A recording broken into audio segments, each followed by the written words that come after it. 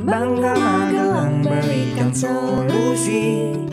Ruang rambutnya Wong Magelang merumuskan visi di Magelang TV.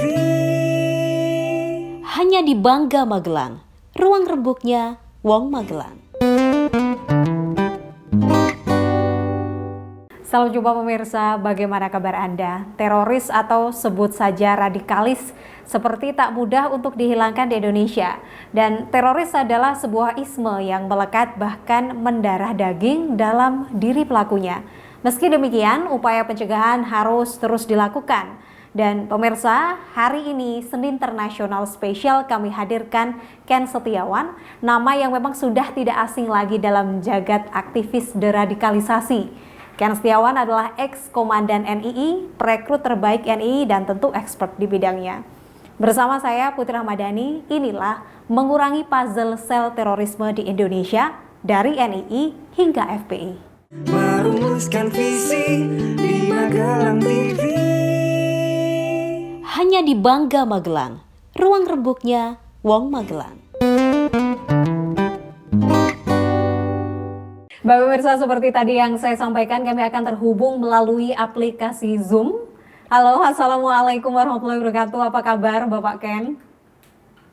Kabar baik. Assalamualaikum warahmatullahi wabarakatuh. Waalaikumsalam warahmatullahi wabarakatuh. Sehat-sehat ya, Alhamdulillah akhir-akhir ini. Bagaimana aktivitasnya? Alhamdulillah. Itu yang paling penting itu. Di masa pandemi, kesehatan yang paling utama.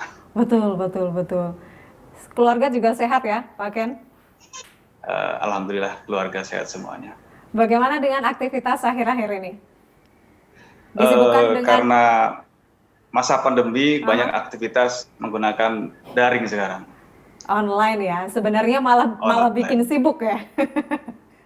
Mengawali obrolan kita malam hari ini, Pak Ken, topik kita adalah mengurangi puzzle sel terorisme di Indonesia dari NII hingga FPI. Seputar itu kita akan membahas. Tapi sebelum kita memasuki pertanyaan-pertanyaan yang mungkin lebih detail, menurut Pak Ken sendiri seperti apa radikalisasi di Indonesia saat ini? Radikalisme di Indonesia menurut saya hari ini sudah luar biasa membahayakan karena hari ini mereka menggunakan konsep musuh bersama. Jadi apapun latar belakangnya, mereka sama-sama anti terhadap Pancasila, anti terhadap pemerintah. Hari ini mereka bersatu, termasuk dalam aksi juga. Hari ini mereka bersatu, termasuk dalam aksi. Jadi ini termasuk hal-hal yang patut diwaspadai ya. Sebenarnya ini juga sel-sel ini sudah ada, memang sudah sejak lama dan terus diwaspadai, dan menurut Pak Ken sendiri ini semakin kuat dari hari ke hari, begitu? Ya, semakin kuat apalagi dipengaruhi dengan media sosial.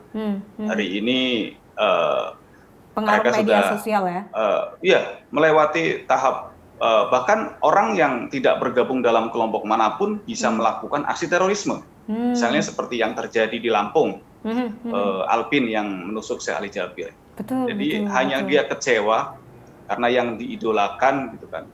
Ali Jabir itu dulu dianggap orang yang luar biasa bagi Alpin ini kan. Dia mau turun ke jalan bersama aktivis untuk mengkritik pemerintah karena kasus bela ulama, bela Quran, bela agama, bela Islam. Nah, tapi ketika melihat sosok Ali Jabir ini merapat ke pemerintah, ada foto-foto bersama dengan pemerintah, Alpin ini kecewa. Kok sekarang sudah berbeda, gitu kan, sudah berubah. Akhirnya dia nonton tayangan-tayangan Timur Tengah, pembunuhan ISIS misalnya. Akhirnya terinspirasi dan kebetulan ada informasi Ali Jabir mengadakan pengajian di sekitarnya. Terjadilah kejadian itu dan alhamdulillah saya pernah berkomunikasi langsung dengan Alvin, tapi tidak mempengaruhi penyidikan ini ya, melihat sisi lain dan dia melakukannya dengan tanpa rasa sesal gitu kan, bangga sekali gitu kan, karena dianggap Ali Jabir sudah keluar dari jalur kebenaran. Merapat ke pemerintah yang dianggap pemerintah dolim, pemerintah ini tidak adil, buruk dan lain sebagainya. Nah, hari ini media sosial begitu masif masyarakat. Sebenarnya kelompok radikal itu nggak banyak, tapi mereka 24 jam bergerak. Sementara kita yang katanya moderat cenderung diam. Diam dan Jadi mungkin ini yang bergerak akhirnya, di waktu-waktu tertentu saja. ya kita mengadakan kegiatan-kegiatan misalnya pencegahan radikal itu sifatnya masih seremonial. Jadi kalau kita ibarat menyalakan api, api itu baru lilin. Kelompok radikal itu obor. Jadi nggak seimbang sebenarnya. 24 jam mereka bergerak, yang akhirnya mereka bisa seolah-olah menguasai media sosial. Iya. Jadi ini yang sebenarnya permasalahannya. Kita tidak merasa bahwa di sekitar kita ada ancaman. Sedangkan kelompok radikal menganggap kita semua itu musuh yang harus dibinasakan, yang harus diwaspadai 24 jam. 24 jam sehingga mereka kekuatan yang dibangun dan juga bagaimana mereka mengumpulkan segenap ya usaha dan upaya itu berkali-kali lipat dibandingkan kita, begitu. Dan sugestinya menggunakan agama. Betul. Dibumbui dengan ayat-ayat seolah ini benar, kalau ketika kita mengkritik mereka kita dianggap orang yang anti-Islam, bahkan kita dianggap komunis. Jadi masyarakat mau mengkritik mereka itu sudah antipati aja, ngapain nanti kita disebut anti-Islam, nanti kita disebut komunis. Jadi akhirnya ya sudah terjadi pembiaran, dan ini yang terjadi selama ini.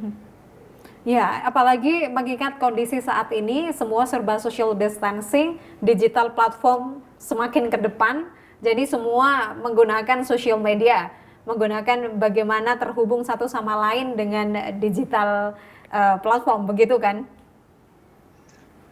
Otomatis, karena mereka memanfaatkan peluang, dan ini dianggap oleh mereka sebagai salah satu terobosan, dan ini luar biasa karena hampir semua masyarakat sekarang menggunakan gadget ini, dan mereka masuk ke semua lini. Bukan hanya kalangan kecil, remaja saja misalnya. Betul. Bahkan mereka juga membuat kajian-kajian semacam webinar tentang bagaimana konsep-konsep yang menurut mereka anggap sebagai kebenaran, kebenaran menurut mereka. Pak Ken, di Maret 2019, sekitar 2 tahun yang lalu ya, mungkin karena sekarang 2021, kelompok Islamic State of Iraq and Syria atau ISIS dinyatakan kalah total di wilayah Suriah oleh pasukan Demokratik Suriah atau SDF yang kemudian didukung koalisasi pimpinan Amerika Serikat. Lalu gimana Pak Ken melihat kondisi para jihadis Asia Tenggara pasca peristiwa tersebut? Dan kira-kira memang kalau bisa dilihat dari bagaimana kelompok mereka, bisa diperkirakan nggak ada berapa jumlahnya? Mereka memang orang yang luar biasa dalam hal semangat ya. Tidak pernah putus asa. Jadi mereka selalu belajar dari kegagalan. Walaupun secara ini mereka kalah, tapi mereka tidak pernah berhenti, dan mereka mengklaim di beberapa negara teror-teror yang dilakukan oleh kelompok-kelompok teroris, mereka klaim sebagai mereka bertanggung jawab atas itu, termasuk ada di Afghanistan, termasuk di Filipina, di Mesir, dan secara jumlah memang sudah kurang drastis ya, tapi ini tidak mengurangi semangat mereka, karena mereka katakan bahwa kelompok yang kecil akan mengalahkan kelompok yang besar. Dari yang ratusan ribu dulu, sekarang paling tinggal sekitar 20.000, 30.000-an jumlahnya. Jadi pengurangannya sebenarnya cukup drastis juga ya Pak Ken kalau dilihat dari angka itu. Kalau dilihat di antara mereka kan ada yang pulang juga ke istilahnya negara asal atau daerah asal mereka. Dan gimana menurut analisa Pak Ken sendiri tentang jalur perjalanan mereka menuju pulang gitu? Karena kekalahan itu tentu ada beberapa yang ingin membangun sesuatu sendiri di negara asalnya misal atau daerah asalnya. Apakah seperti itu? Untuk yang di Asia, khususnya Indonesia, mereka ada yang kembali, baik yang secara resmi maupun secara pribadi mereka pindah-pindah karena beberapa kasus paspor mereka kan sudah ada yang sudah dibakar. Jadi ada yang memang jalur yang ada yang menolong mereka untuk kembali. Dan di Indonesia yang baru karena memang beberapa fakta orang yang sudah kembali ke Indonesia, bahkan yang sudah diradikalisasi oleh BNPT misalnya, mereka juga ada yang kembali lagi melaksanakan aksi. Artinya memang radikalisme yang sudah tertanam di pemikirannya memang bukan jaminan ketika dia sudah kembali ke NKRI dan sudah sadar. Jadi makanya kalau kami sendiri dari NI Kri Center termasuk ketika menangani persoalan dari korban NI maupun yang lainnya, jadi tolak ukurnya kita melawan. Jadi kalau kita belum melawan ya kita anggap bahwa kita masih terpengaruh oleh ideologi tersebut. Oke. Ada indikator-indikator tersendiri, Pak Ken, dalam melihat itu?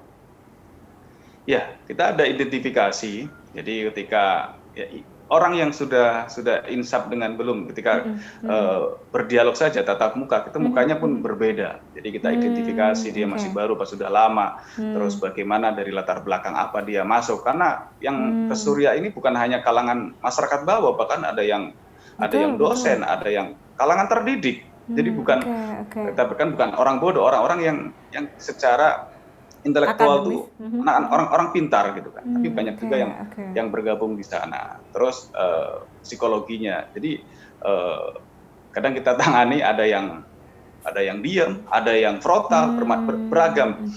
Jadi tapi tolak ukurnya bahwa ketika dia menyadari salah, ada raut muka dia ternyata menyesal. Tapi kalau sudah mengatakan saya sudah nggak ikut lagi, saya sudah tobat, nggak berlanjut, tapi mukanya masih sinis, masih belum ada rasa penyesalan, itu menurut saya belum keluar. Dia hanya pura-pura karena terdesak oleh lingkungan yang telah mengetahui bahwa dia sudah bergabung ke sana. Meskipun kata-kata yang terucap ya, itu ekspresi dan juga bagaimana matanya itu tetap bisa terbaca gitu kira-kira ya, Pak Ken. Jadi secara psikologis ya. Ya, jadi mereka kan ada konsep siasat dalam kondisi perang mereka boleh berbohong. Nah ini yang kadang kita ada strategi harus antisipasi strategi mereka. Jangan sampai kita juga menampung mereka yang akhirnya menjadi musuh dalam selimut. Ini kan bahaya.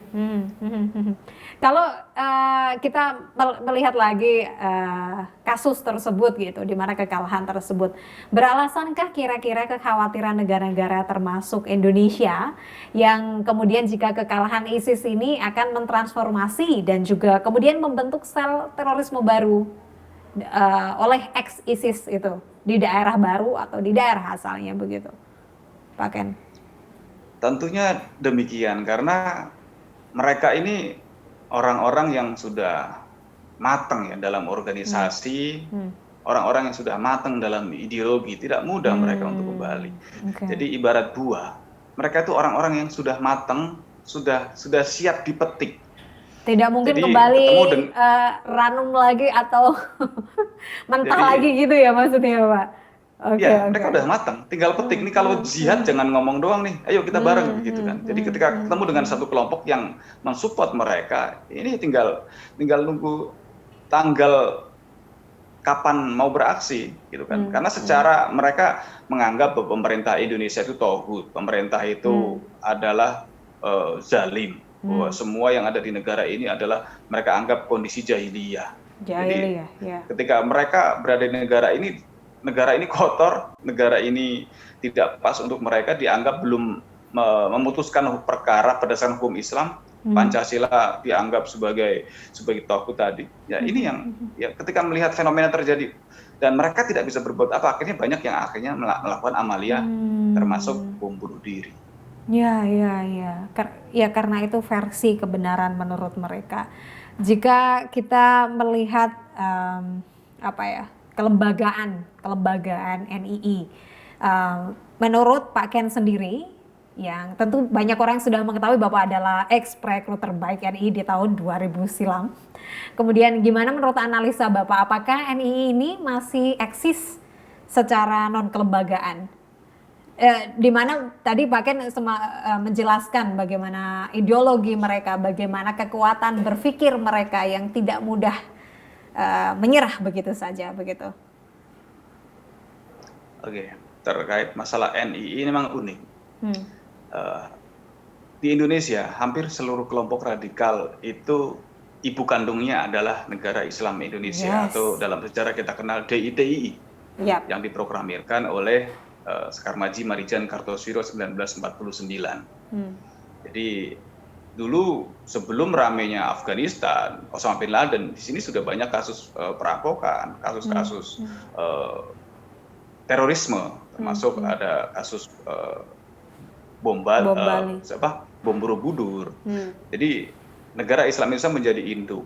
Jadi ibarat kapal pecah, negara Islam Indonesia ketika Kartosuwiro sudah ditangkap, dieksekusi, pecah menjadi beberapa kelompok. Ada komandemen wilayah 1, 2, sampai komandemen wilayah 9. Jadi yang paling eksis dulu adalah komandemen wilayah 2. Nah, komandemen wilayah 2 ini dipimpin oleh Abu Bakar Ba'asyir dan Abdullah Sungkar. Masalah juga dengan aparat pindah ke Malaysia, ganti nama menjadi JI, Jamaah Islamiyah Latihan di Afghanistan, ketemu dengan teman-teman di sana, bergabung dengan Osama bin Laden, dan di sana ada fatwa ketika ketemu musuh di mana saja, bunuhlah. Jadi, balik ke Indonesia dianggap di sana musuhnya di Amerika yang berbau-bau ke barat-baratan, dilakukan termasuk kasus bom Bali ini menjadi salah satu amaliyah mereka. Jadi NI ada yang sekarang menjadi ada banyak kelompok. Jadi ada Islam Sahadat, Kesatuan Al-Haq, ada Al-Quran Suci. Sekarang ada baru namanya NKRI, Negara Khilafah Rasyidah Islamiyah. Jadi pecah menjadi banyak organisasi. Dan ada salah satu tokoh dulu komandan NII, ini yang akhirnya menjadi cikal bakal ideologi terorisme yang transnasional. Jadi dulu ada Danu Muhammad Hasan, punya anak namanya Hilmi Anudin yang sekarang menjadi salah satu tokoh, sekarang sudah almarhum, ke Mesir, belajar ke Mesir, balik ke Indonesia menjadi Ikhwanul Muslimin. Ikhwanul Muslimin juga menjadi persoalan hari ini karena beberapa negara sudah mengatakan bahwa kelompok ini adalah teroris, dan di Indonesia masih dibiarkan, bahkan di Indonesia menjadi salah satu partai berbasis agama. Jadi ini menjadi ancaman, dan hari masyarakat banyak tidak ngeh. Nah, ini mereka juga mengadakan pelatihan, mereka mengadakan kampanye-kampanye terselubung bahwa negara ini harus diganti dengan negara Islam atau khilafah. Nah, ini juga menurut saya lebih bahaya. Jadi memang ada yang lokal, murni NII, ada yang transnasional yang digabung dengan ideologi internasional yang mereka teriakan ya negara Islam atau khilafah. Karena untuk meruntuhkan sebuah negara yang tauhid, nggak bisa lewat ADRT ormas misalnya. Negara harus lawan negara, sistem lawan sistem, pemerintahan lawan pemerintahan. Khilafah itu kan pemerintahan. Jadi negara Indonesia tauhid jadi ganti dengan pemerintahan yang berbasis Islam. Nah, itu yang mereka kampanyekan, walaupun banyak masuk di Indonesia lewatnya untuk mencari dana, termasuknya lewat organisasi, lewat yayasan, bahkan lewat kotak amal. Ini yang akhirnya juga mencoreng nama organisasi yang memang betul-betul menyalurkan bantuan sosial kepada masyarakat. Oke. Secara tidak langsung tadi disampaikan bahwa NII secara non kelembagaan memang masih eksis. Kemudian juga ada yang bersifat transnasional, atau berarti ini secara tidak langsung juga terhubung satu sama lain dengan jaringan terorisme lainnya, termasuk ISIS kah? Ya, di sana kelompok ini termasuk Hizbut Tahrir. Ini juga mereka, kalau saya menyebutnya ini bukan kelompok agama. Mereka adalah pemberontak atas nama agama. Karena di negara manapun mereka tinggal, mereka menjadi pemberontak di negara itu. Nah, mereka mau mengganti dasar negara yang mereka tidak sesuai konsep hukum Tuhan, konsep hukum Allah. Jadi mereka selalu menggunakan semboyan-semboyan agama karena mereka tahu dengan agama itu lebih seksi dan bisa untuk mempengaruhi masyarakat dengan dalil-dalil ayat, karena masyarakat tahu sensitif lah membahas tentang agama. Jadi ini yang mereka lakukan, dan mereka melakukan dengan segala cara, termasuk menghalalkan segala cara juga. Melakukan dengan segala cara dan menghalalkan segala cara. Nanti kita bahas setelah jeda pariwara berikut ini, pemirsa, tetaplah bersama kami. JPM Stream, sebuah aplikasi Play Store yang memudahkan kamu untuk menyaksikan program terbaik dari 30 TV jaringan Jawa Pos TV. Jawa Pos TV, JTV, Padang TV, Simpang 5 TV, Kawan Alma TV, Nirwana TV, BTV, Pon TV, Magelang TV. Get your JPM Stream apps now. Ya pemirsa, Anda masih kembali bersama kami di Senin Internasional. Spesial hari ini bersama Pak Ken Setiawan. Tadi Bapak sempat menyampaikan bahwa menghalalkan segala cara, menguatkan apapun yang dimilikinya untuk terus eksis gitu.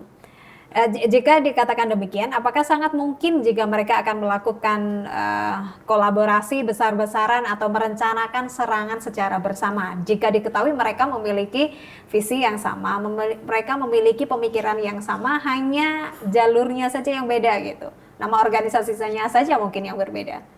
Apakah itu akan mungkin mereka lakukan, Pak Ken? Ya, ini yang akan menjadi bom waktu bila ini dibiarkan. Karena mereka hari ini sudah merasa bahwa mereka berkuasa, walaupun jumlah mereka belum banyak. Karena dari segi pendanaan mereka sudah luar biasa banyak.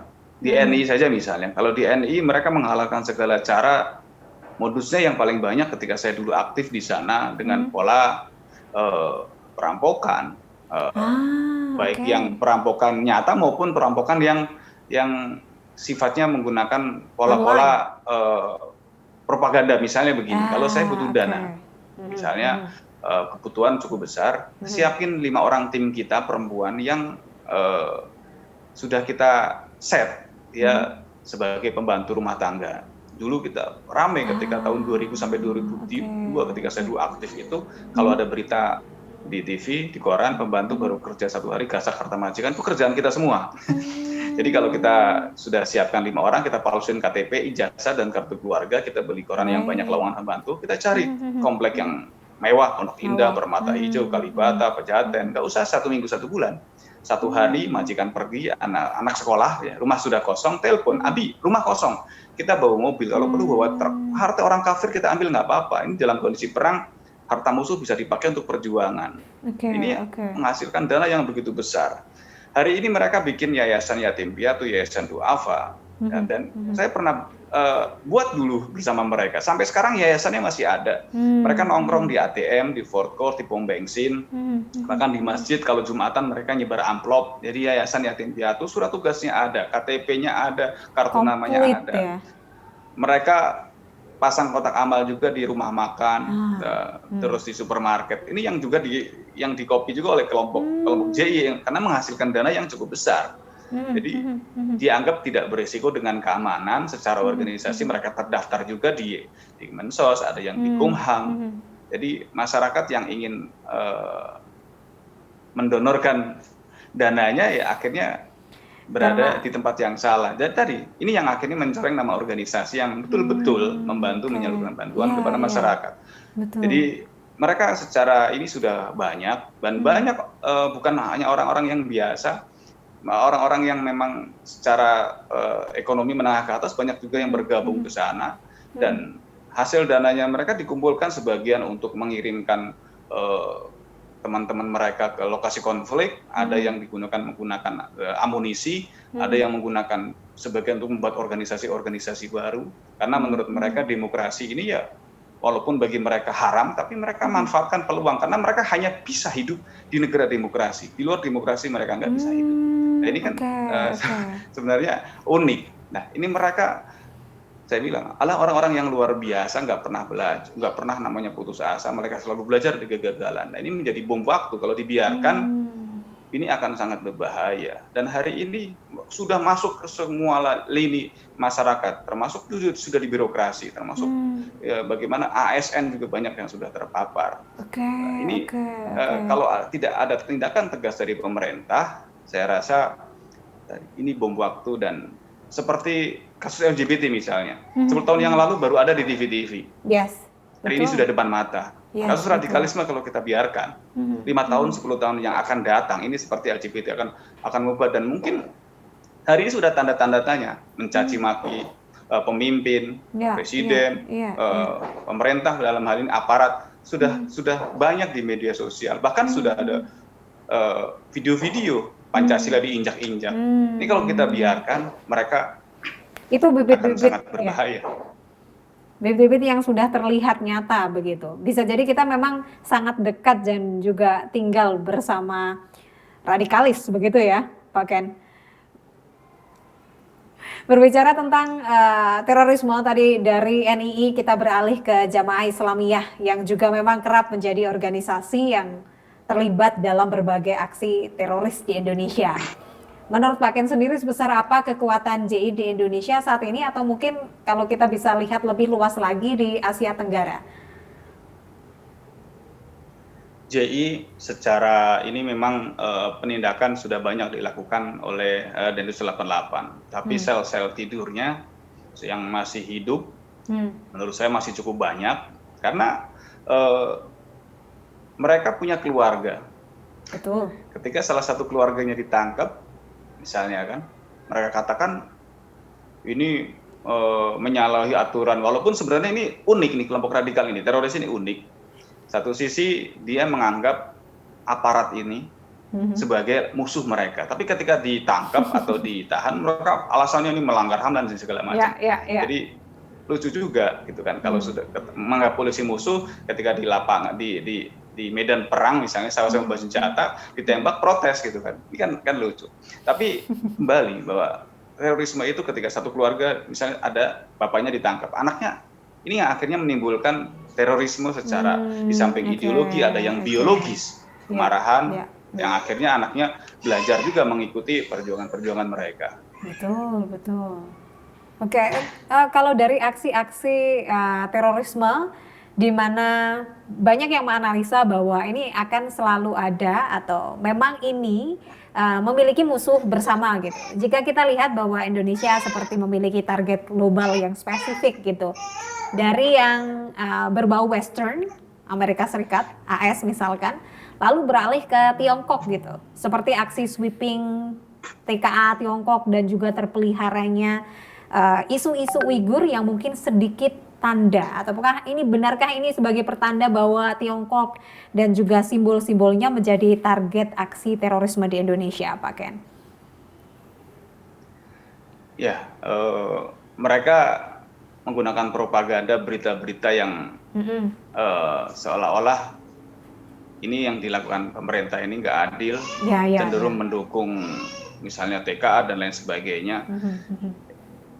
Bagi mereka tidak ada yang benar oleh yang dilakukan oleh pemerintah. Jadi semuanya salah, dan radikalisme ini bicaranya bukan hari ini saja. Radikalisme ini sudah muncul bahkan ketika di zaman Nabi, pemikiran-pemikiran yang frontal ini sudah zaman Nabi, bahkan betul. Nabi pun dianggap tidak adil, kan? Apalagi seorang pemimpin negara di negara kita hari ini yang orang biasa gitu kan. Nabi aja dianggap tidak adil ketika melakukan peperangan dan menang, ada pembagian ghanimah, harta rampasan perang. Yang diberikan oleh Nabi Muhammad itu adalah orang kaya yang mu'alaf. Ini ada di sekitarnya diprotes gitu kan.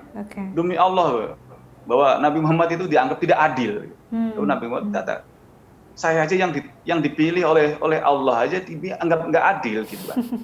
Nah, ini ciri-ciri mereka. Mereka selalu mengatakan bahwa ketidakadilan, bahwa mereka selalu berada di terjadi ini tidak berkonsep hukum Tuhan.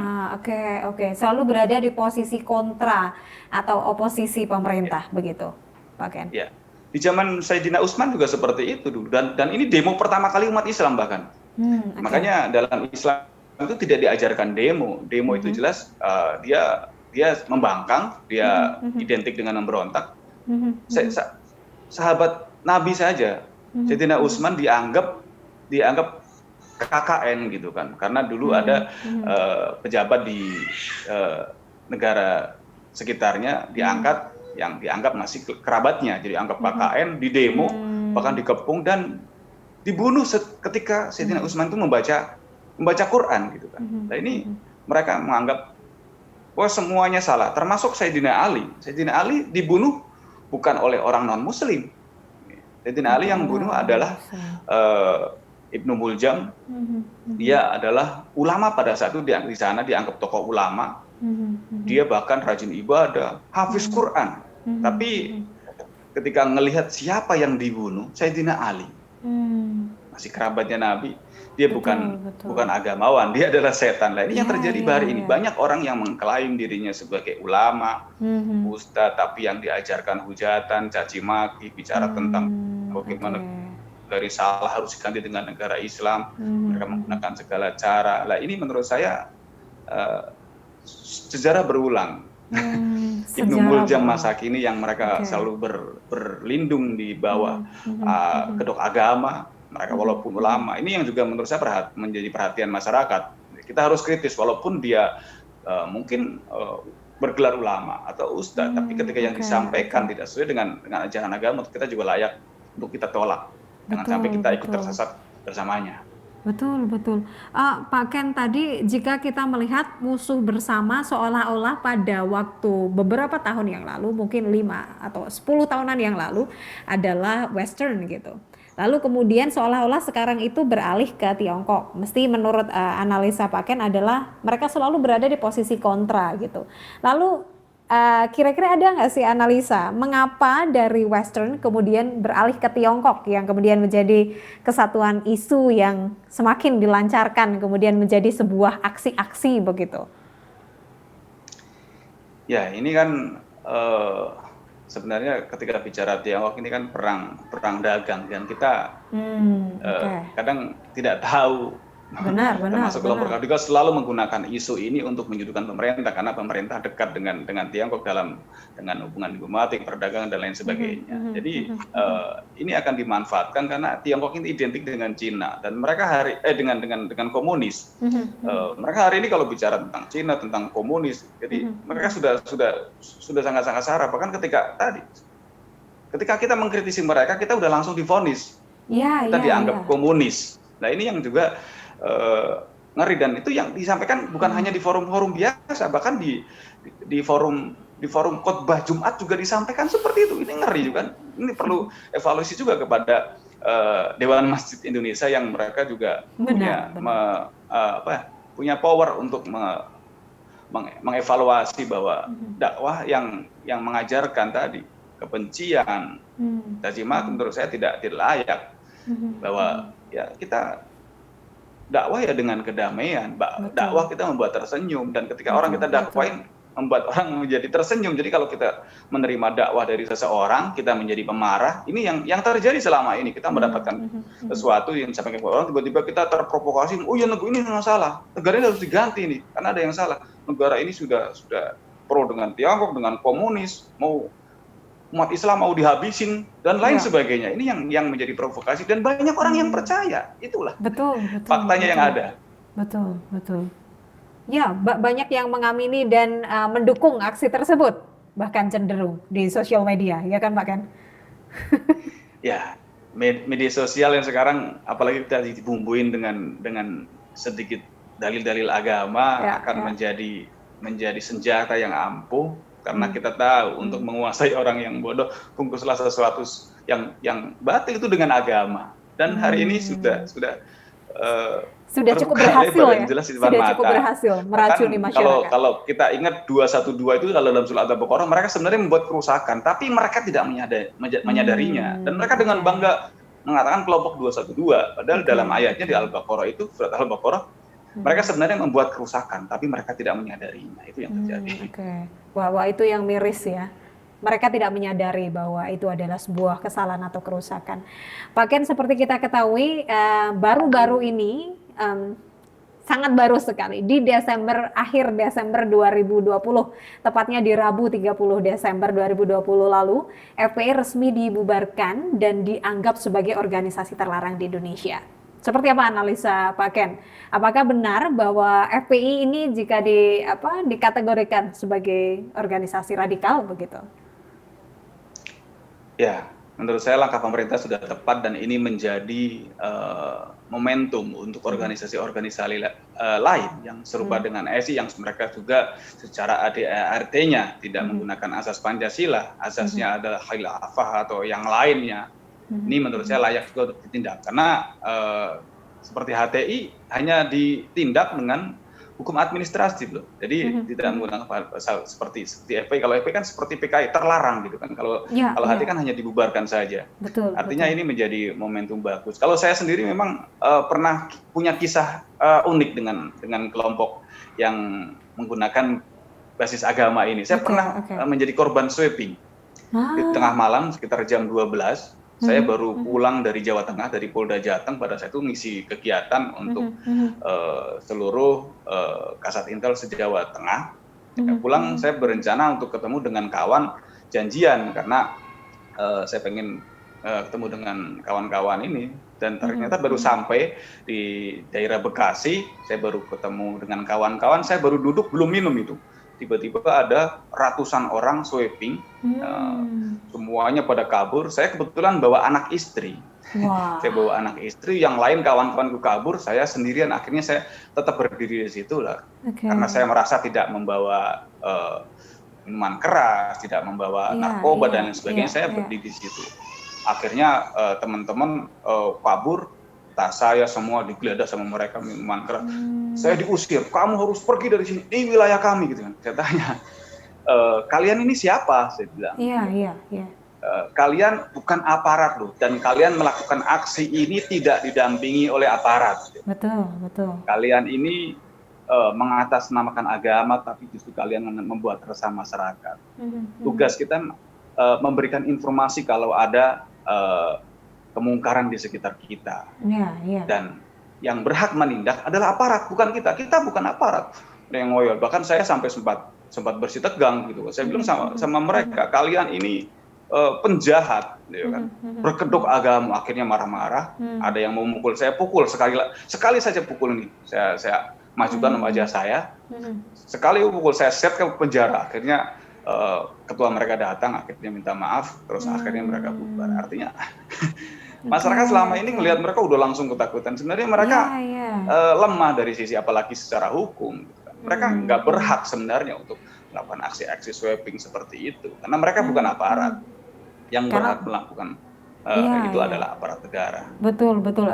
Jika dilihat juga cerita-cerita yang terkumpulkan oleh masyarakat, tetapi kemudian sekarang terbangun juga ada beberapa support dari masyarakat gitu. Tidak semua sepenuhnya sepakat dengan pembubaran tersebut gitu. Nanti kita bahas setelah jeda pariwara berikut ini pemirsa, tetaplah bersama kami. Jangan beralih dari tempat duduk Anda. JPM Stream, sebuah aplikasi Play Store yang memudahkan kamu untuk menyaksikan program terbaik dari 30 TV jaringan Jawa Pos TV. Jawa Pos TV, JTV, Padang TV, Simpang 5 TV, Kawanwa TV, Nirwana TV, BTV, Pon TV, Magelang TV. Get your JPM Stream apps now. Ya pemirsa, Anda masih bersama kami. Bagi Anda yang belum mengikuti sosial media kami, segera follow Instagram kami di @magelangtv dan juga YouTube official kami di Magelang TV. Dan jangan lupa untuk mendownload aplikasi JPM Stream untuk menikmati tayangan Magelang TV di handphone kesayangan Anda. Kembali lagi bersama Pak Ken. Jika kita melihat di sosial media ya Pak Ken, banyak polling yang setuju tidak jika FPI dibubarkan. Meski itu sudah resmi dibubarkan ya. Banyak kelompok-kelompok yang mendukung pembubaran, banyak pula yang mendukung bahwa kenapa FPI ini harus dibubarkan, ini harus tetap eksis. Bahkan ada FPI baru bermunculan begitu, yang dianalisakan ini akan lebih besar dari FPI sebelumnya. Gimana menurut Pak Ken? Ya tadi mereka kan sudah menggunakan konsep musuh bersama. Jika ada salah satu organisasi di antara mereka yang ditindak oleh pemerintah, yang lain juga ikut bergerak juga seolah-olah mendukung mereka agar seolah-olah mereka bersatu. Ya kita tidak kaget beberapa daerah sudah mengkampanyekan pendirian ormas baru atau Front Persatuan Islam from macam-macam lah. Ya, itu wajar karena mereka tidak ingin eksistensi mereka tiba-tiba hilang karena sudah ditindak oleh pemerintah. Tapi kembali bahwa inilah kita lihat mereka adalah orang-orang yang membangkang, tidak taat aturan kepada pemerintah. Bahkan mereka bilang tanpa menggunakan SK pun kami bisa hidup. Tapi ini menjadi tantangan baru ada pemerintah. Baru ketika dia melakukan tindakan-tindakan yang melanggar hukum, dia layak untuk ditindak lagi dengan tindakan, bahkan ketika sudah melawan seperti yang 6 tertembak, ya kalau memang sudah melawan juga layak ditindak dengan tindakan tegas dan terukur. Seperti itu. Tadi sempat disinggung meskipun tidak terlalu pada topik kita ya, sempat disinggung bahwa kematian 6 para jihadis begitu ya kalau kita menyebutnya, itu kan juga masih belum tuntas, terus banyak kelompok-kelompok juga yang mengatasnamakan, tadi Pak Ken menyebutnya ini adalah pelanggaran HAM, dan juga ini bagaimana keaslian cerita, atau bahkan banyak yang meragukan polisi begitu ya, meragukan kesaksian dari pihak kepolisian begitu. Gimana Pak Ken melihatnya? Mereka orang-orang yang lucu kalau menurut saya. Kenapa lucu? Ya satu sisi dari dialog voice yang muncul, mereka sudah jelas menganggap bahwa aparat itu musuh. Tadi ketika dalam kondisi perang, di medan perang ketemu musuh bawa senjata, ya antara dibunuh terbunuh, dan mereka ketika terbunuh, kelompok mereka protes, ini yang HAM lah, yang ini kan lucu. Dalam kondisi perang, mereka memposisikan ini peperangan polisi musuh. Ditembak. Ya ini kan ini seperti dagelan gitu kan. Seolah-olah mereka tidak dianggap yang inilah gitu kan. Ini pelanggaran, bahkan mereka berkali-kali mengatakan bahwa ini adalah ulah orang-orang tauhid gitu kan. Nah, ini kan sebenarnya fakta bahwa mereka sebenarnya tadi adalah orang-orang yang memang tidak taat kepada aturan negara. Jadi layak menurut saya untuk tindakan tegas dan terukur yang seperti itu oleh aparat.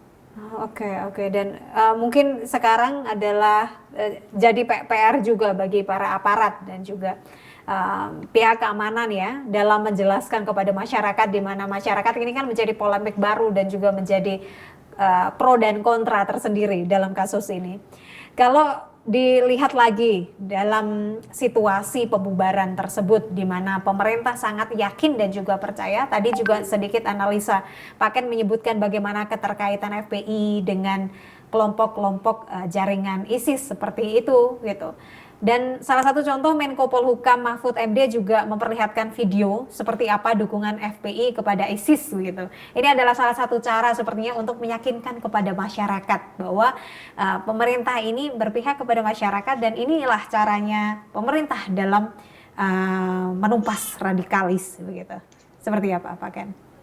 Ya jelas dalam video-video yang di medsos itu di kanal-kanal YouTube, mereka jelas mendukung ISIS kok, dan ada bayatnya di video, ada yang berbayat kepada mereka, mengatakan negara ini tauhid, negara ini layak diganti. Bahkan bukan hanya kalangan dewasa, media, anak-anak kecil sampai bilang pemerintah tauhid layak diganti, negara ini negara jahiliyah. Nah ini kan sebenarnya bahaya. Radikalisme bukan hanya dewasa, muncul bahkan dari kalangan anak usia dini. Dan ini juga terjadi di masyarakat, radikalisme di usia dini banyak. Akhirnya anak-anak yang masih kecil, anak TK, anak SD ini nggak mau berkawan dengan temannya karena temannya beda agama. Kan di sekolah ada lagu namanya Tepuk Anak Soleh, Islam yes, kafir no, nggak boleh berteman sama mereka. Bahkan ada lagu itu Islam sampai mati, Islam sampai mati. Anak kecil itu tangannya di leher. Ini bisa kita tafsirkan untuk mendukung Islam, siap membunuh atau bunuh. Ini bahaya sekali, dan ini dibiarkan. Ini sangat-sangat berbahaya. Jadi menurut saya pemerintah menjadi momentum bagus FPI dibubarkan untuk organisasi-organisasi lain yang serupa, termasuk kepada orang-orang yang terindikasi bergabung dengan kelompok terlarang juga layak untuk ditindak. dengan hukum yang berlaku. Jadi menurut Pak Ken sendiri video-video yang beredar itu memang video nyata atau video asli yang memang adanya seperti itu, bukan rekayasa seperti apa yang diragukan oleh sejumlah masyarakat dan juga organisasi, Pak Ken? Ya, fakta kok, dan tidak ada bantahan. Mereka jelaskan bukan hanya 1-2 video, puluhan video. Bahkan kemarin kan imam besarnya ketika pulang dari Arab ini kan juga statementnya begitu kan, bahwa kita aparat seperti dilakukan. Semuanya pokoknya bagi mereka salah. Yang benar hanya mereka saja. Nah ini yang seolah-olah penggiringan opini bahwa negara ini seolah-olah menzolimi mereka. Apalagi dengan kata-kata mengkriminalisasi ulama. Enggak ada, negara ini negara hukum. Walaupun banyak kasus terjadi, mereka tidak ditangkap dengan pasal terorisme misalnya kan. Dengan ujaran kebencian, termasuk ada kasus yang Habib Bahar itu kan pemukulan, kekerasan. Nah ini menurut saya pemerintah sudah sangat bijaksana dan kita sudah terlalu sabar. Kalau kita dibiarkan, maka hari ini bagi mereka kan yang beriman hanya kelompok mereka. Ya, umat Islam yang dianggap beriman ya tinggal beberapa persen saja bagi mereka. Semuanya udah kafir semua ya. Jadi ini tadi seperti dagelan. Tapi ini fakta terjadi depan mata. Bahkan banyak di lingkungan kita, kerabat kita, tetangga kita banyak yang juga terpapar oleh mereka. Lucu tapi menjadi fakta dan terjadi. Ini tantangan kita bersama untuk bersama-sama mengatakan bahwa kita nasionalisme, tapi jangan hanya diam. Karena saya dulu ketika di kelompok radikal di NII, saya nasionalisme. Kenapa? Nasionalisme itu merasa terancam. Kenapa terancam? Karena menganggap bahwa orang di sekitar kita semua itu adalah musuh yang harus kita waspadai, jangan sampai keberadaan kita bermasalah dengan aparat misalnya, membahayakan teman-teman yang lain. Bahkan ada tukang bakso lewat di depan rumah kita, di depan markas. Tukang bakso tiba-tiba parkir, lama banyak yang beli. Padahal tukang bakso beneran. Tapi kita saking paranoidnya merasa bahwa tukang bakso kok lama, jangan-jangan intel nih. Tukang baksonya pergi, kita pindahan karena merasa terancam. Nah ini menurut saya semangat ini yang harus kita tanamkan kepada masyarakat. Kita terancam, kita harus waspada, tapi jangan sampai fobia. Karena dilematis, saya pernah ngisi kajian di Undip untuk seluruh mahasiswa baru, ada sekitar 7.000 mahasiswa. Saya tanya, siapa yang tidak boleh belajar agama di kampus oleh orang tua? Jadi 7.000 separuh lebih tunjuk jari, saya tanya paling depan. Kenapa kok nggak boleh belajar agama oleh orang tua? Takut direkrut kelompok radikal, Pak. Nah ini menurut saya menjadi tantangan baru juga. Ketika anak jauh dari agama, maka akan berdekat dengan pergaulan bebas, narkoba, dan lain sebagainya. Kita harus waspada karena mereka menggunakan segala cara. Jadi kalau kita tidak waspada, barangkali lingkungan kita, bahkan keluarga kita bisa terpapar oleh mereka. Jadi bela negara bukan hanya tanggung jawab aparat, tapi tanggung jawab kita bersama untuk berbuat sesuatu sesuai bidang yang kita bisa. Betul. Kalau Pak Ken lihat, memang kita harus terus berusaha ya, kita harus terus berwaspada gitu. Ini bukan hanya tugas aparat gitu. Dan juga meskipun ini belum maksimal yang dilakukan oleh lembaga-lembaga kontra terorisme di Indonesia, tapi seperti apa menurut Pak Ken melihatnya prestasi kerja dari lembaga-lembaga kontra terorisme tersebut yang di Indonesia saat ini? Meskipun jika ditengok lagi memang nyalanya masih seperti nyalanya lilin ya, di mana mereka sudah seperti obor begitu menurut Pak Ken. Silakan. Ya, terkait kegiatan kontra atau pencegahan masa radikalisme, saya rasa setiap kementerian dan lembaga di negara ini sudah melakukan, termasuk BNPT. Tapi menurut saya tadi, kita belum berimbang. Lilin kita kecil, mereka menyalankan obor.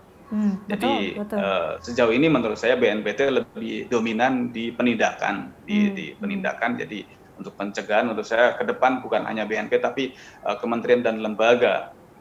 Jadi melakukan, karena mereka juga masuk di birokrasi, masuk di kementerian, di dinas-dinas terkait.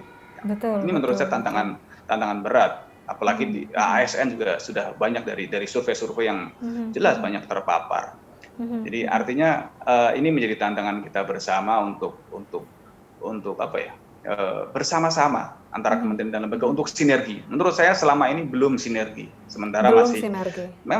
mereka melakukan setiap kementerian dan lembaga terkait masalah pencegahan, tapi menurut saya masih sebatas kegiatan, laporan, jadi tindak lanjutnya masih minim. Nah ini menurut saya juga harus kita kampanyekan bersama-sama bahwa mereka itu musuh, dan musuh bersama yang harus kita posisikan, bahwa kalau kita tidak waspada, maka ya orang-orang terdekat kita akan menjadi sasaran. Kita bisa seluruh kementerian jika bergerak, bukan hanya lewat seminar saja, mungkin lewat selama ini yang ditinggalkan dan hampir punah lewat kearifan lokal misalnya, lewat olahraga. Kita bisa mengkampanyekan pesan-pesan kebangsaan bahwa hari ini loh kita terancam dan kita sudah teradu domba antar suku, antar agama, bahkan yang seagama kita ribut. Jadi kalau ibarat perang, orang asing itu mau menghancurkan Indonesia itu nggak perlu peluru banyak, kita sudah teradu domba, sudah terpecah belah mudah sekali. Nah ini yang Karena terjadi. kita sedang berperang dengan bangsa sendiri ya, Pak Ken. Nah, kita sudah tercebelah antar suku, antar agama, yang seagama kita juga ribut. Nah ini tantangan kita untuk bersama-sama. Tugas pemerintah nggak berat, makanya kita tadi bela negara bukan tanggung jawab aparat dan pemerintah, tapi tanggung jawab kita bersama untuk berbuat sesuatu bidang yang kita bisa. Bagaimana dengan kegiatan-kegiatan Pak Ken saat ini? Mungkin strategi-strategi yang sedang dilakukan di tengah pandemi, mengingat tadi aktivitas sosial media juga begitu masif gitu. Apakah juga menjadi salah satu strategi yang dilakukan Pak Ken dan juga teman-teman dalam melancarkan aksi-aksi kontra terorisme? Ya, kita tetap bergerak, kita ambil bagian sesuai bidang yang kita mampu dan kita bisa. Jadi kita tetap melakukan kegiatan-kegiatan walaupun lewat misalnya webinar, kita masuk ke kampus-kampus, ke organisasi, termasuk kalangan buruh. Ini yang juga menurut saya sampai sekarang belum dijangkau oleh pemerintah. Karena banyak sekali fakta anak-anak perantau dari Magelang misalnya datang ke Jakarta dengan lulusan SD, SMP atau SMA, minim keterampilan, akhirnya menjadi buruh kasar, ketemu dengan kelompok radikal yang memang secara pemikiran sudah matang, direkrut di Jakarta, difasilitasi tempat tinggal, fasilitasi dengan semuanya, nggak usah mikirin makan, kita senasib seperjuangan, direkrut. Nah ini juga menurut saya bahaya, karena banyak faktanya kelompok buruh ini perantau dari daerah yang terpapar, bahkan yang berangkat sampai ke Suriah itu banyak sekali. Karena ya mereka ketemu dengan seseorang, oh iya dia dianggap ngaji, ketemu terus Pak direkrut, merasa bahwa ini mendapatkan hidayah karena selama ini tidak mendapatkan ajaran tentang bagaimana Islam yang kafah. Karena bagi mereka yang dimaksud kafah itu adalah keseluruhan, seperti akar misalnya, batang buah pohon, akarnya mangga, batangnya mangga, buahnya mangga. Nggak seperti di Indonesia 17 Agustus, akarnya nggak ada, batangnya licin, buahnya banyak, panjat pinang, lambang negara kafir. Jadi banyak anak-anak muda yang merasa mendapatkan hidayah padahal mereka tersesat, karena pada awalnya mereka mendapatkan narasi-narasi yang bagus tentang agama, tentang ibadah, walaupun selanjutnya ini adalah sebuah kedok. Nah, ini menurut saya juga perlu disentuh di kalangan buruh ini, karena mereka jumlahnya tidak sedikit. Misalnya sama-sama orang Magelang ketemu di Jakarta, ngomong dengan bahasa Jawa, kamu belum dapat kerja, tinggal di rumahku aja. Di Jakarta itu kontrakan mahal, biaya makan mahal, tinggal sama-sama senasib berjuang. Kan secara psikologi kita sudah tersentuh, dan ini menjadi pintu gerbang orang akan direkrut ke sana. Iya, ketika di luar daerah kan kita akan merasa seperti saudara ya, ketika jauh dari rumah, jauh dari tempat tinggal, begitu kan ya Pak Ken? Betul. Jadi teman-teman ini pengganti keluarga, jadi luar biasa. Jadi ini juga menjadi, termasuk kita kemarin ke Malaysia, ke Singapura, teman-teman di sana, kita kaget juga mendapat informasi banyak teman-teman yang menjadi buruh migran di luar negeri juga banyak terpapar dari media sosial, dan akhirnya mereka bergabung walaupun nggak langsung melalui komunikasi. Yang waktu itu ada sampai yang sudah berangkat ke Suriah bagi bendera ISIS. Ini menurut saya juga perlu tindakan oleh pemerintah, karena kasihan mereka. Kenapa? Mereka merantau ini kan pengen membantu keluarga. Jangankan membantu, ketika sudah bergabung, biasanya pulang ke rumah ini, nanya warisannya berapa, dijual buat infak. Karena bagi mereka seluruh harta yang dimilikinya adalah milik negara. Negara itu adalah kelompok mereka. Dan bagi mereka, pimpinan mereka adalah wakil Allah di muka bumi. Jadi ketika pimpinan mereka bilang, kamu harus memberikan dana sekian, infak sekian, ya mereka harus lakukan. Karena bagi mereka tidak ada istilah bertanya menolak. Sami'na wa ta'na, saya mendengar dan saya ikuti, saya lakukan. Jadi, ini sangat berbahaya kedua agama ini. Jadi ini PR berat pemerintah dalam hal ini, kementerian dan lembaga untuk satu sinergi untuk bersama-sama melakukan tindak pencegahan sebelum mereka melakukan aksi-aksi amaliyah. Pak, kan yang paling tepat dilakukan untuk situasi seperti saat ini itu apa? Aksi-aksi atau cara strategis yang tepat dilakukan untuk menanamkan nilai-nilai deradikalisasi di lingkungan masyarakat. Karena kita ketahui sendiri tadi Pak Ken sempat menceritakan bagaimana bahwa kita tidak tahu bahkan orang terdekat kita bisa jadi sudah terpapar begitu. Yang paling penting di masa sekarang kita mengkampanyekan baik di media sosial, termasuk di webinar, untuk memasyarakatkan Pancasila. Karena saya dulu direkrut di sana itu karena memahami Pancasila dengan cara yang salah. Yang dimaksud jadi beriman dasarnya adalah dari Pancasila itu? Yang dimaksud beriman adalah meninggalkan berhala. Yang dimaksud berhala adalah surat Al-Baqarah. Jadi ada sebuah kisah dalam surat Al-Baqarah namanya sapi betina. Jadi Nabi Musa mendapatkan wahyu agar disampaikan kepada umatnya supaya umatnya memotong sapi betina. Umatnya kan bingung, wahai Nabi Musa, sapi seperti apa yang harus kami potong? Itu loh sapi yang warnanya kuning, tidak tua dan tidak muda, belum pernah membajak tanah dan sedap dipandang mata, yang dijadikan sumber dari segala sumber hukum, yang undang-undangnya melawan hukum Allah. Sapi betina Pancasila itu kan warnanya kuning, tidak tua dan tidak muda, belum pernah membajak, namanya Pak. Sedap dipandang mata, dijadikan sumber dari segala sumber hukum yang melawan hukum Allah. Oke. Wah, jadi menarik. Ini yang menurut saya bahaya sekali. Jadi saya ketika bergabung di sana ini, syarat pertama sebelum menjadi orang yang beriman harus menolak, mengingkari dan meninggalkan Pancasila. Baru kita dianggap orang yang beriman. Jadi kita harus punya PR berat, termasuk lembaga BPIP dalam hal ini yang terdepan dalam memasarkan Pancasila. Masyarakat kita sekarang menganggap Pancasila itu kuno, kaku, jadul dan lain sebagainya. Bahkan banyak yang tidak hafal Pancasila. Ini kan sebuah apa ya? Iya. Fenomena yang menyedihkan. Artinya sangat menyedihkan. Ini terjadi. Ini tantangan untuk memasarkan Pancasila, bahwa Pancasila itu adalah kesepakatan bersama seperti Piagam Madinah ketika zaman Rasul, bukan pengganti Quran. Artinya apa? Ini menjadi kesepakatan bersama untuk kita hidup berdampingan dengan Bhinneka Tunggal Ika, berbeda-beda itu indah. Pelangi itu kalau cuma satu warna ya bukan pelangi itu berwarna-warna. Ini yang harus kita panjangkan. Begitulah Indonesia.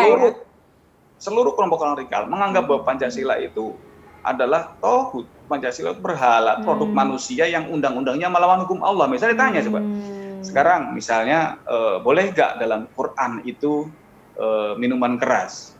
Nggak boleh.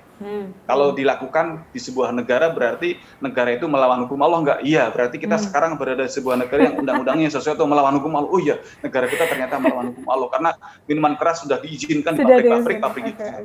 Jadi mereka selalu mengatakan membenturkan sesuatu dengan agama. Ini yang kadang-kadang masyarakat dilematis untuk membantahnya.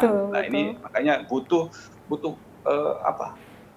sinergitas bersama-sama memasarkan Pancasila agar tercipta Bhinneka Tunggal Ika. Kita walaupun beda kita tetap satu. Ini yang harus kita kampanyekan bersama, karena kalau dibiarkan mereka akan bisa menyasar orang-orang lingkungan kita, bahkan keluarga kita. Betul. Terakhir Pak Ken, adakah rekomendasi khusus yang ingin diberikan kepada BNPT atau lembaga-lembaga terkait dalam menyebarkan nilai-nilai deradikalisasi? Silahkan. Saya rasa ini saatnya untuk bersama-sama mengkampanyekan bahwa Islam itu menjadi rahmatan lil alamin. Ketika belajar, kita akan semakin tambah bagus akhlaknya, tambah bagus tingkah lakunya. Jadi kalau kita belajar, ternyata kita menjadi pemarah, berarti kita belajar dengan orang yang salah. Kita harus kritis terhadap fenomena yang ada di sekitar kita. Karena kadang-kadang banyak masyarakat tidak siap. Mungkin melihat koran itu bahasa Arab, padahal di negara sana koran ya baik koran apa saja menggunakan. Tapi kalau di sini tiba-tiba diinjak misalnya, dianggap bahwa itu adalah tulisan Quran. Kita nggak siap. Nah ini yang terjadi. Kita kadang-kadang juga silau, tampilannya agamis. Wah itu membawa Quran. harus kita ikuti, gitu kan. Quran tidak salah, agama tidak pernah salah, tapi tidak semua orang yang mengaku beragama Islam membawa Al-Quran, membawa kitab suci belum tentu benar. Kita harus kritis. Tadi tolak ukurnya ada akhlak, karena Nabi Muhammad turun ke muka bumi untuk menyempurnakan akhlak.